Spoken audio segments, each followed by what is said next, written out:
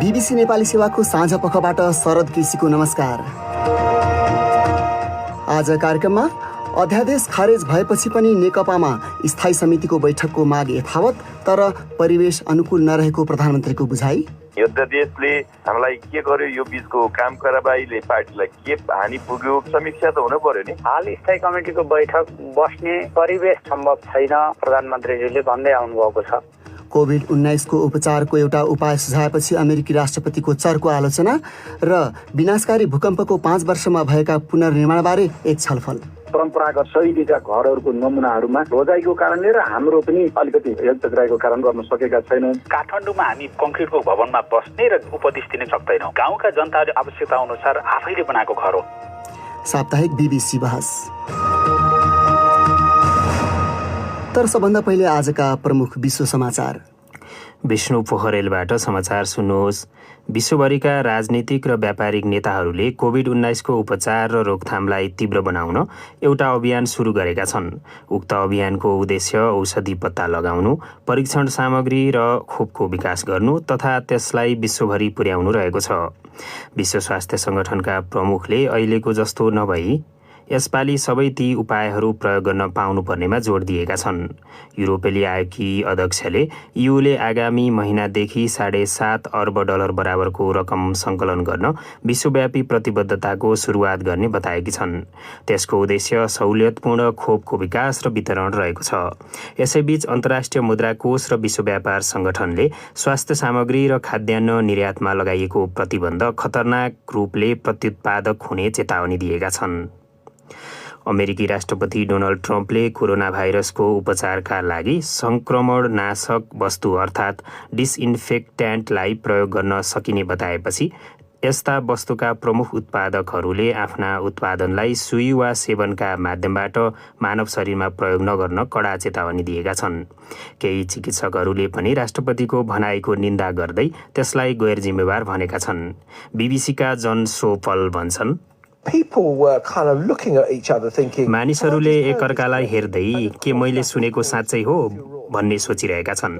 चिकित्सकहरू र स्वास्थ्यकर्मीहरूले सामाजिक सञ्जालबाट प्रयोगकर्ताहरूलाई घरमा त्यस्तो प्रयास नगर्न भनेका छन्। बीबीसी संवाददाताको भनाई। दक्षिण कोरियामा गत 24 घण्टाभित्र कोरोना भाइरसका कारण कसैको पनि मृत्यु नभएको खबर छ।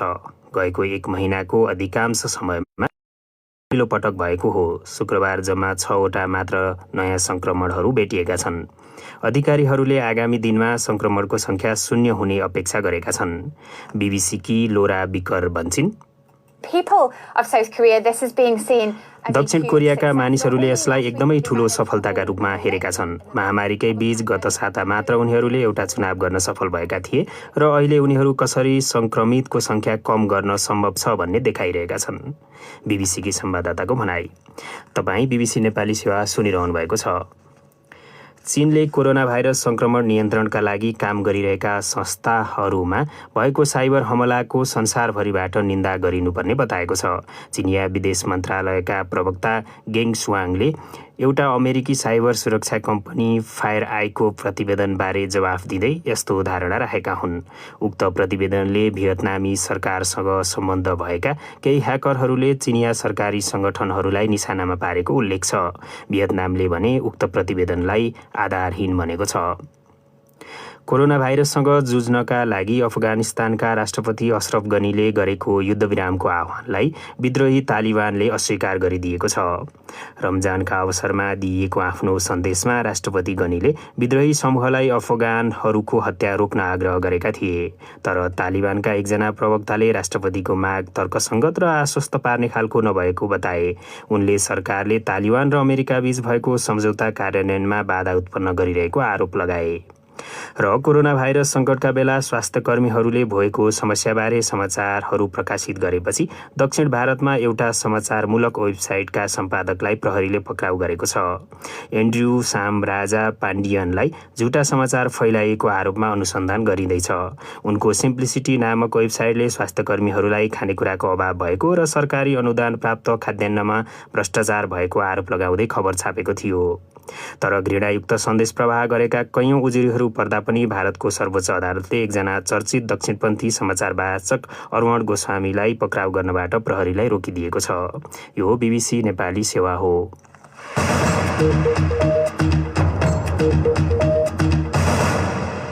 साँझपखमा तपाईलाई स्वागत छ। सत्ताधारी नेपाल कम्युनिस्ट पार्टी नेकपाका नेताहरूले अध्यादेश खारेज भएपछि पनि पार्टी स्थायी समितिको बैठकको माग यथावत रहेको बताएका छन्। अध्यादेशले निम्ति आएको समग्र परिस्थिति र प्रधानमन्त्रीको कार्यशैलीबारे समीक्षा गर्न बैठक आवश्यक रहेको उनीहरूको तर्क छ। तर प्रधानमन्त्रीका एकजना सल्लाहकारले बैठक डाक्ने अनुकूल परिवेश नभएको बताए। प्रस्तुत छ एक रिपोर्ट। पार्टीभित्रबाट समेत चर्को विरोधको सामना गरेपछि प्रधानमन्त्रीले मन्त्री परिषदको बैठकबाट अध्यादेश खारेज गर्ने सिफारिस राष्ट्रपति समक्ष गरेका थिए।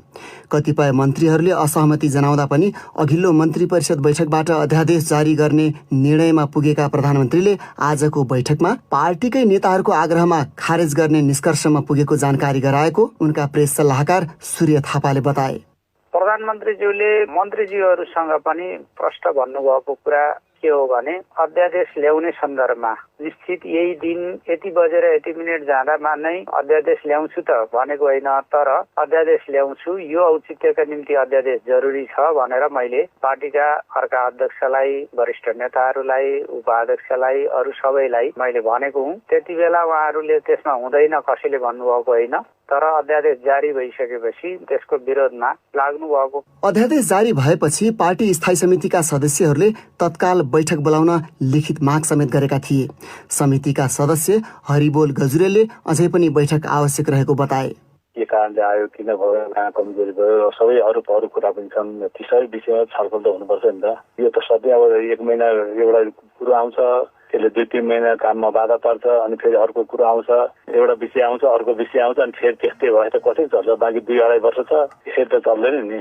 त्यसमा नि हामीले पहल लिन सकेन भने त अब हाम्रो हालत त खराब हुनेवाला छ। अध्यादेश खारेज भएपछि प्रधानमन्त्रीले अर्का अध्यक्ष प्रचण्डसँग परामर्श गरेका थिए। त्यस छलफलमा बैठकबारे के निर्णय भयो भन्ने बताइएको छैन, तर प्रधानमन्त्रीका प्रेस सल्लाहकार थापा भन्छन्, लकडाउनको बेला सामाजिक दूरी कायम गर्नुपर्ने, भौतिक दूरी कायम गरेर सामाजिक व्यवहार गर्नुपर्ने, स्थायी कमिटिको बैठकका निम्ति प्रदेश तहबाट पनि नेताहरू काठमाडौँ आउनुपर्ने, यो सबै स्थिति भएको र 50 जना भन्दा बढीको संख्यामा स्थायी कमिटिको सदस्यहरूको संख्या भएको, यी सबै अवस्थाले गर्दा हाल स्थायी कमिटिको बैठक बस्ने परिवेश चाहिँ सम्भव छैन भन्ने प्रधानमन्त्रीज्यूले भन्दै आउनुभएको छ। बैठकको लिखित माग गर्नेमा पूर्व एमालेका नेताहरू पनि छन्। तीमध्येका एक सुरेन्द्र पाण्डे पनि बैठकको औचित्यमा अडिग देखिन्छन्।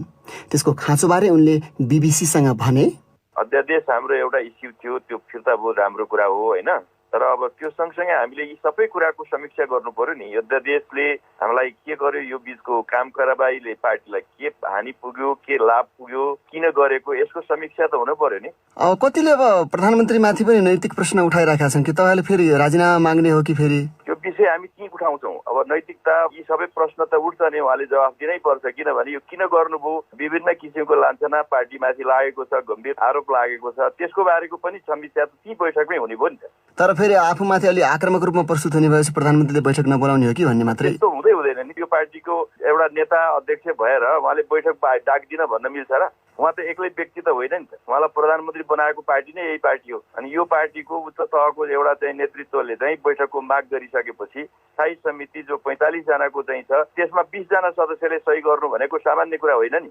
तर अब धेरै मान्छे भेला हुन पाइँदैन यस्तो लकडाउनको बेलामा भन्ने खालको होइन। दुनियाँमा सबै भइरहेछ नि त भेला। हिजो अस्ति नै प्रधानमन्त्रीले सांसदहरूलाई बोलाएर छलफल गर्नुभएको थियो अध्यादेशको बारेमा 2-3 दिन अगाडि। त्यस्तो बैठक गर्न चाहिँ उपयुक्त हुने, अनि त्यसपछि यो बैठक गर्न नसकिने भन्ने त प्रश्नै उठ्दैन नि। उनी थिए सत्ताधारी नेकपाका स्थायी समिति सदस्य सुरेन्द्र पाण्डे। प्रधानमन्त्रीले आज प्रचण्डसँग छलफल गर्नुअघि प्रमुख प्रतिपक्षी दल नेपाली कांग्रेसका नेता शेरबहादुर देउवासँग एक्लै परामर्श गरेका थिए।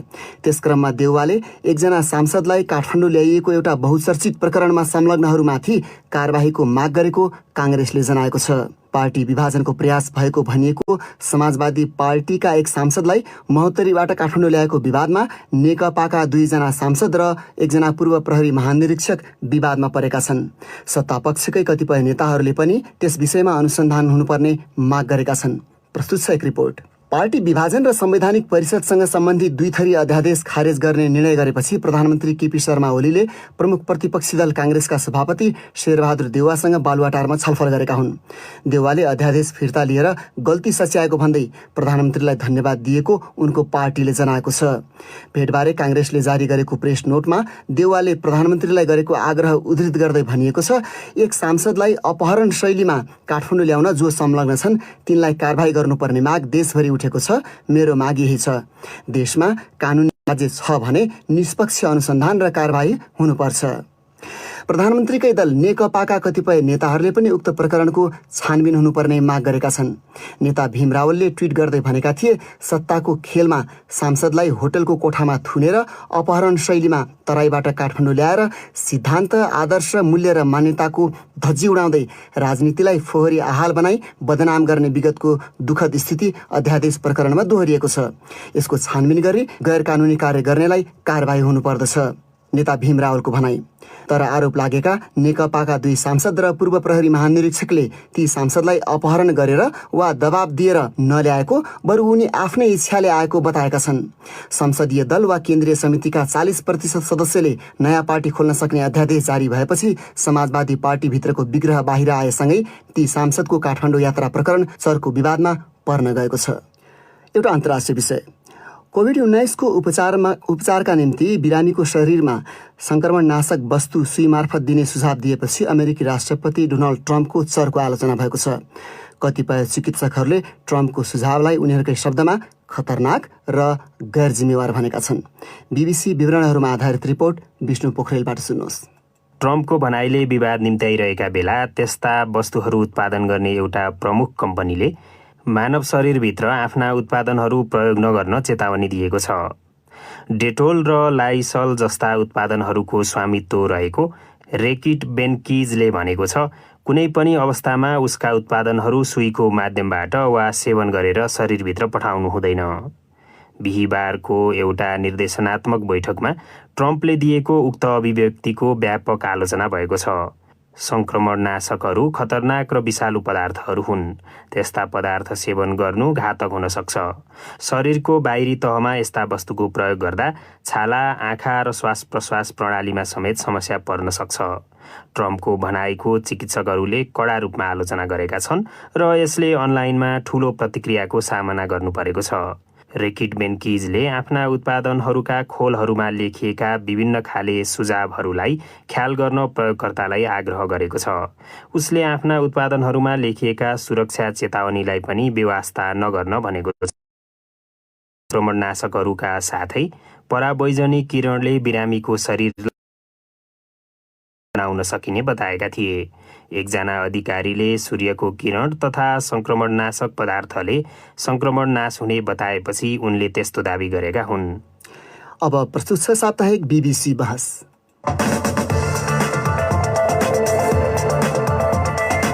बीबीसी बहसबाट रमा पराजुलीको नमस्कार। आजकै दिन 5 वर्ष अघि नेपालमा गोर्खा बारपाक केन्द्रबिन्दु बनाएर 7.8 म्याग्निट्युडको भूकम्प जाँदा क्षणभरमै लाखौं मानिस घरबार विहीन बने। 9,000 भन्दा बढीले ज्यान गुमाउनु पर्यो। सयौं स्कुल विद्यालय भत्किए। सम्पदाहरू कैयौं ध्वस्त भए। पुनर्निर्माणका लागि गठित शक्तिशाली निकाय राष्ट्रिय पुनर्निर्माण प्राधिकरण मार्फत र गैर सरकारी तहमा गरी भूकम्पपछि झण्डै 4 खर्ब जति खर्च भइसकेको नेपालको पुनर्निर्माण खासमा कस्तो रह्यो? बहसका लागि बीबीसीसँग टेलिफोन मार्फत सम्पर्कमा हुनुहुन्छ पुनर्निर्माण प्राधिकरणका पूर्व प्रमुख कार्यकारी अधिकृत डाक्टर गोविन्द पोखरेल र वर्तमान प्रमुख कार्यकारी अधिकृत सुशील गेवाली। सुशीलजी, प्राकृतिक प्रकोप भएपछि गर्नुपर्ने पुनर्निर्माण संसारभर चलेको चलन जस्तै नेपालमा पनि बिल्ड ब्याक बेटर अर्थात् पहिले भन्दा झन राम्रो स्थितिमा पुर्याउने किसिमको भयो त? हामी त्यही दिशामै गएका छौँ। हाम्रो पुनर्निर्माणमा बिल्ड ब्याक बेटरको चाहिँ प्रिन्सिपलमा एउटा चाहिँ सँगसँगै त्यहाँ जोडेर भनिन्छ build back better and safer, हिजोभन्दा सुरक्षित हिसाबले बनाउने, हिजोभन्दा राम्रो बनाउने। हाम्रा जति पनि घरहरू छन् करिब 8 लाख घरहरूको निर्माणको काम हामीले जुन गरिरहेका छौँ, हामी त्यो कुरा लागू गरेरै त्यो काम अगाडि बढाएका छौँ र अहिले बनेका घरहरू जति पनि छन् कम्प्लायन्स चेक गरेर हाम्रो इन्जिनियरहरूले राइट छ भन्ने भएपछि मात्रै दोस्रो किस्ता तेस्रो किस्ता दिने जुन खालको प्रावधान छ त्यो प्रावधान त्यसैको आधारमा चाहिँ अगाडि सारिएको र अहिले बनेका घरहरू हिजोभन्दा राम्रा छन्, सुरक्षित बनेका छन्। दोस्रो हाम्रो चाहिँ हिजो जति पनि विद्यालयहरू बने त्यो चाहिँ असुरक्षित थियो, समग्रतामा जुन पूर्वाधार बनेको थियो, हामी एउटा कोठा भत्क्यो, स्कुलको निश्चित पूर्वाधार चाहिँ संरचनाहरू भत्के, त्यति मात्रैमा पनि सीमित राखेनौँ। हामीले समग्र स्कुलको प्लानिङ गरिकन कामहरू अगाडि बढाएका छौँ स्कुलको क्याटेगोरी अनुसार। विद्यालयहरूमा त्यसदाखेरि भौतिक पूर्वाधारहरू त्यहाँ चाहिँ अहिले हिजो कम्प्युटर ल्याब थिएन भने कम्प्युटर ल्याब छ, आज चाहिँ तपाईँको साइन्स ल्याबहरू छ, लाइब्रेरीहरूको व्यवस्था मिलाएको छ, खेल्ने बच्चाहरूलाई चाहिँ मैदानको व्यवस्था मिलाएको छ, आवश्यकता अनुसार रुमहरू जति चाहिन्थ्यो कक्षाको चाहिँ विद्यार्थीको सङ्ख्याको आधारमा त्यो मिलाएको छ। त्यो हो बिल्ड ब्याक बेटर भनेर भनेको। हाम्रा चाहिँ पुरातात्विक सम्पदाहरू जति बनेका छन् त्यसमा त्यो प्रिन्सिपल लागू गर्दाखेरि हिजोको जस्तै कलात्मक र चाहिँ तपाईँको शैलीमा बनाएका छौँ तर स्ट्रक्चरली सेफ बनाएका छौँ हामीहरूले। सुरक्षित पनि छन्, सुरक्षित पनि छन्। त्यो चाहिँ नै प्रिन्सिपललाई अवलम्बन गरेरै हामीले काम अगाडि बढाएका छौँ। गोविन्दजी, पहिलोभन्दा राम्रो गरी पुनर्निर्माण भइरहेछ भनेर सुशीलजीले भन्नुभयो, तपाईँ के भन्नुहुन्छ? यो पुनर्निर्माण अथवा भूकम्पपछि आएपछिको जुन नेपाली समाजले फाइदा गरेको कुरा चाहिँ भन्नुपर्छ, त्यो एउटा भौतिक पूर्वाधारको कुरा मात्रै होइन। 7वटा हामीले चिजहरू चाहिँ अहिले नेपालले प्राप्त गरेको छ। एउटा चाहिँ यो स्वयंसेवी भावना र यो लोकोपकारिता भन्छ, यो हाम्रो फिलान्थ्रोपिजम भन्छ, त्यसको चाहिँ विकास भएको छ। मान्छेहरू अर्कालाई सहयोग गर्ने, मान्छेहरूले दान गर्ने, स्कुल बनाइदिने, त्यो एउटा भावना चाहिँ विकास भएको छ भने अर्को चाहिँ यो सरकार बीचवाला चाहिँ समन्वय पनि अलि पहिलाभन्दा राम्रो भएको छ। जस्तै विभिन्न विभागहरू, एनजिओहरू, आइएनजिओहरू, निजी क्षेत्रहरू मिलेर काम गर्ने एउटा संस्कारको पहिलाभन्दा सुधारको विकास भयो। त्यो पनि के भन्छ दरिलो नेपाल बनाउने, त्यो पनि एउटा अभियान अन्तर्गतै पर्को छ। अर्को के चाहिँ राम्रो कामको अनुसरण भएको छ। हामीले विशेष गरी यो निजी आवासहरू बनाउनेमा गुजरातको हामीले जुन आफ्नो घर आफै बनाउने किसिमको एउटा जुन अनुसरण गर्यौँ, त्यो अहिले भूकम्प नगएका ठाउँमा पनि त्यसको अनुसरण भएको छ। भूकम्प गएर होइन कि नयाँ बन्ने घरहरूमा पनि अहिले हाम्रो बलियो दरिलो नेपाल बनाउने अभियानमा त्यो पनि अनुसरण भएको छ। अर्को चाहिँ क्षमता वृद्धि पनि भएको छ। चाहे सिंहदरबारमा बस्नेदेखि लिएर गाउँमा गाह्रो लगाउने, ठेकदारी काम गर्ने, त्यो सबैको र त्यसमा क्षमता अभिवृद्धि भएको छ। अर्को चाहिँ संस्थागत विकास र सम्झना पनि छ। स्थानीय तहका वडामा पनि भूकम्पको सम्बन्धी, दरिलो नेपाल निर्माण सम्बन्धी प्रचारहरू, विशेष गरी समावेशिता कुराहरू, लैङ्गिक कुराहरूमा पनि मान्छेहरूको चेतनामा पनि अभिवृद्धि भएको छ, मान्छेको चितमा पनि वृद्धि भएको छ। त्यसगरी अघि सुशीलजीले भन्नुभयो दरिलो भौतिक पूर्वाधार भएको छ। अहिले बनेका जति पनि भवनहरू छन् तुलनात्मक रूपमा पहिलेभन्दा बलिया छन्। कति प्रतिशत बलिया भन्न चाहिँ हामी फ्राङ्कफर्टका बिल्डिङ पनि त्यति छैनन् होला, तर त्यो भन्नुपर्छ। सुकुम्बासीलाई भयो, जोखिममा बस्ने बस्तीका मान्छेहरूलाई जग्गा किन्नको लागि 2 लाख रुपियाँ, अब साँखु खोक्ना लगायत यो पुरातात्विक बस्तीमा बस्नेहरूलाई 50,000 थप दिने, अनि जग्गा किनेका ठाउँमा चाहिँ श्रीमान श्रीमती दुवैको नाममा पास गर्नुपर्ने, यी कुराहरू 6-7वटा कुराहरू हामीले दरिलो निर्माणका विभिन्न आयाममा, सामाजिक आयाममा, भौतिक आयाममा र संस्थागत विकासको आयाममा चाहिँ प्राप्त गरेका छौँ। त्यसकारणले दरिलो नेपाल बन्ने अभियानमा हामी पहिलाभन्दा धेरै अगाडि बढेका छौँ।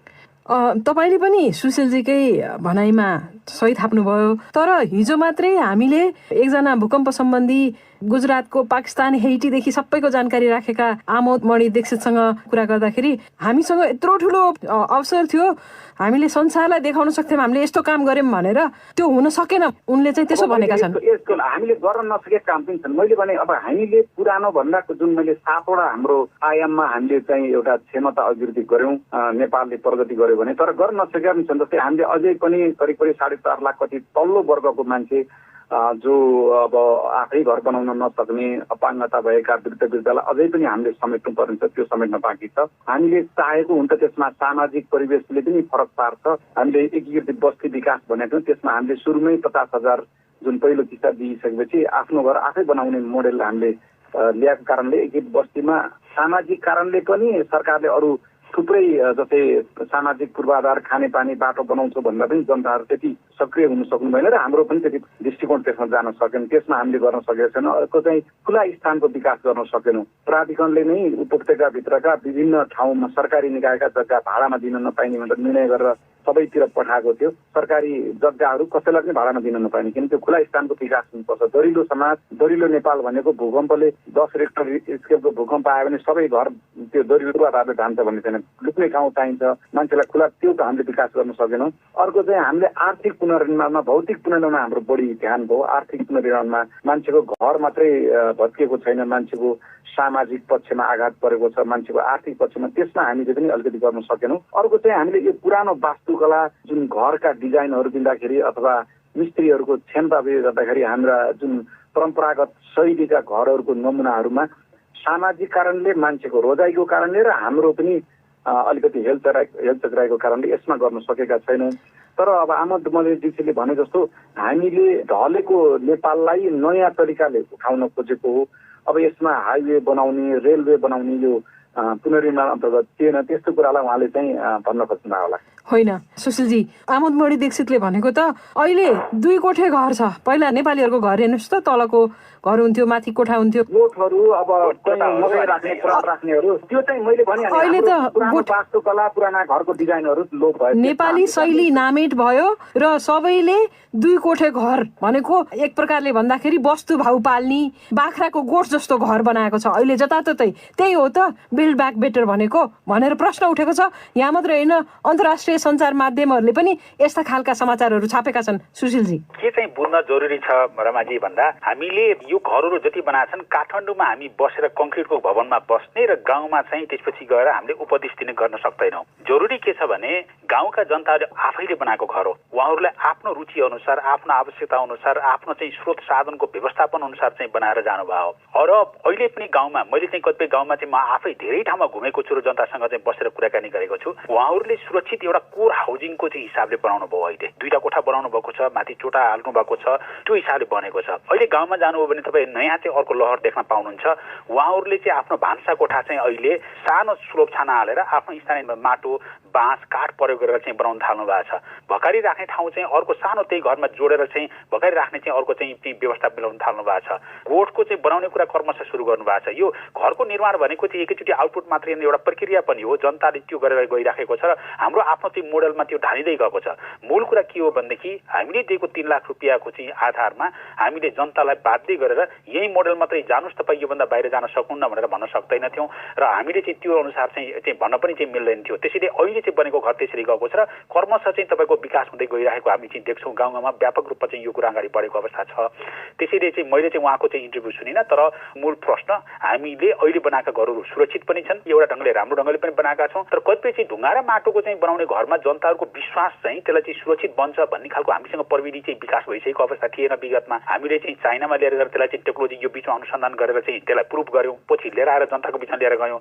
जनताहरूबाट चाहिँ त्यही ढुङ्गा र माटोबाटै घर बनाउनु जसरी पनि तपाईँहरूले बलियो बन्छ भन्दाखेरि त्यसलाई विश्वास गर्ने चाहिँ एउटा आधार चाहिँ सिर्जना हुन सकेको अवस्था थिएन। किनकि जनताको हिजो भर्खरै चाहिँ आफ्ना प्रियजनहरू, आफ्ना इष्टमित्रहरू सबै चाहिँ गुमाएको अवस्था थियो, अङ्गभङ्ग भएको थियो, आँखाको अगाडि भत्केको थियो। त्यसले गर्दा त्यही नै घर बनाउनुहोस्, त्यही सामग्री प्रयोग गर्नुहोस् भनेर जनताले विश्वास गर्ने, जनप्रतिनिधिले विश्वास गर्ने, हाम्रा सांसदहरूले विश्वास गर्ने स्थिति चाहिँ सिर्जना भएन, जसले गर्दा त्यो तहमा गएन। तर अहिले गाउँमा हेर्नुभयो भने एउटा चाहिँ लहर नयाँ ढङ्गले चाहिँ सिर्जना भएको हामी देख्न पाउँछौँ। रमाजी, अब सुशीलजीले भनेको कुरामा केही कुरामा सहमति गर्दै हाम्रा कमजोरीहरू पनि छन्, त्यो कमजोरी पनि भन्नुपर्छ। हामीले अलिकति चेतनामा विकास गर्न सकेनौँ र सरकारले जतिसुकै घोषणा गरे पनि, प्राधिकरणले जतिसुकै चाहे पनि हामीले यो निर्व्याज ऋण पनि उपलब्ध गराउन सकेनौँ र हामीले जुन नक्साहरू चाहिँ केही मोडेल नक्साहरू उपलब्ध गरायौँ, त्यसमा यो परम्परागत घरहरूको नक्सा त्यति जनताले बुझ्ने गरी देख्न सकेनौँ र तालिम जुन आमोद मणिजीकै संस्थाहरूले समेत जुन तालिम दिँदाखेरि हामीले त्यस्तो परम्परागत घर बनाउने कर्मीहरूलाई तालिम दिँदाखेरि यी कुराहरू समावेश गर्न सकेनौँ।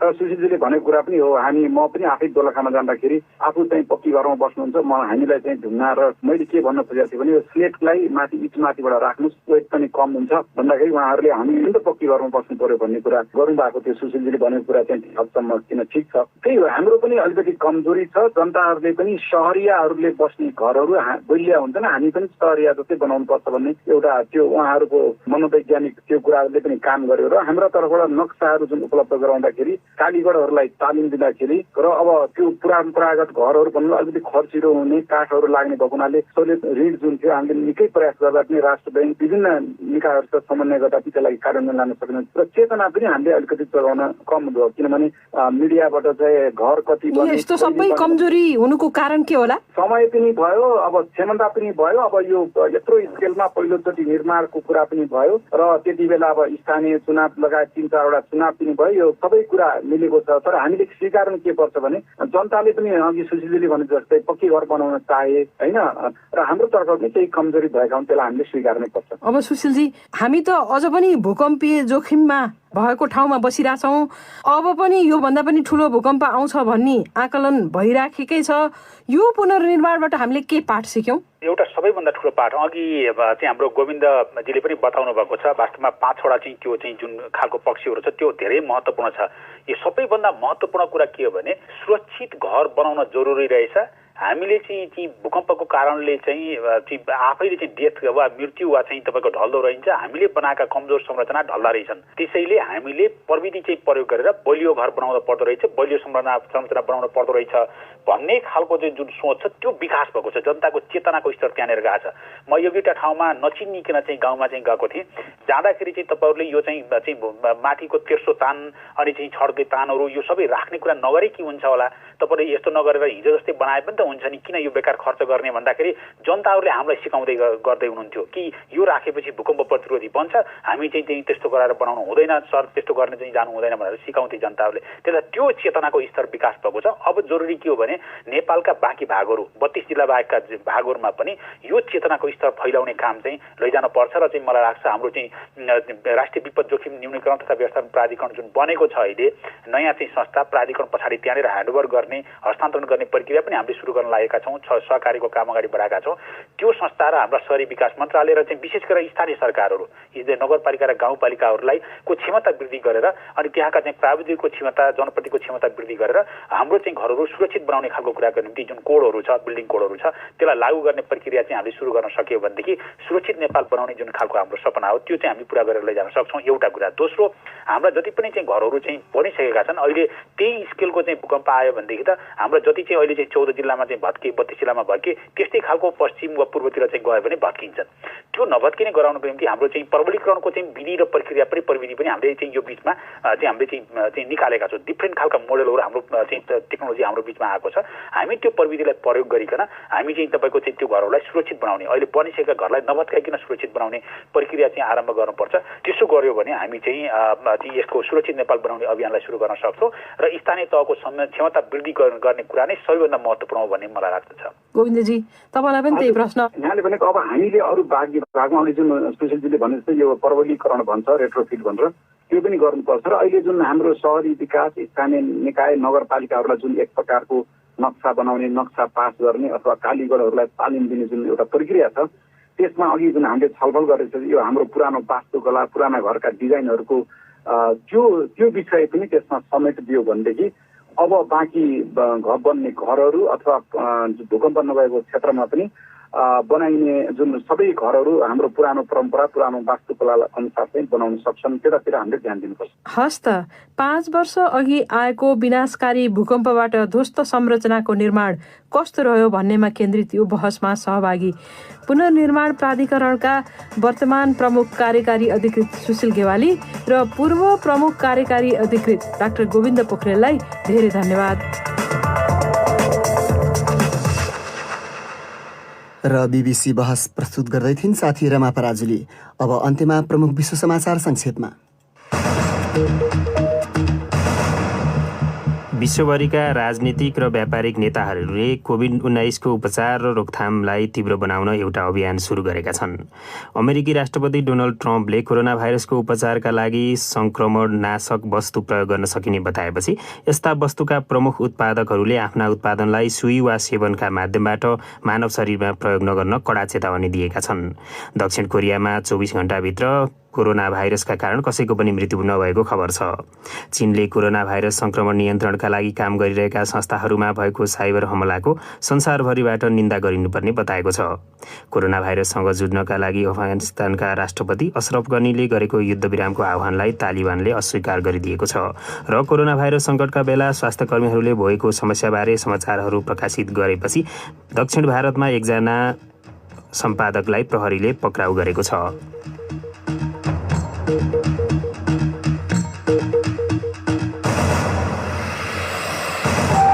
हवस् त यसका साथै बीबीसी नेपाली सेवाको साँझ पख यही सकिन्छ। अब हामी सोमबार बिहान 7:15 बजे बिहानी पखमा आउनेछौँ। त्यस बेलासम्मका लागि हामी सबैलाई बिदा दिनुहोस्। नमस्कार।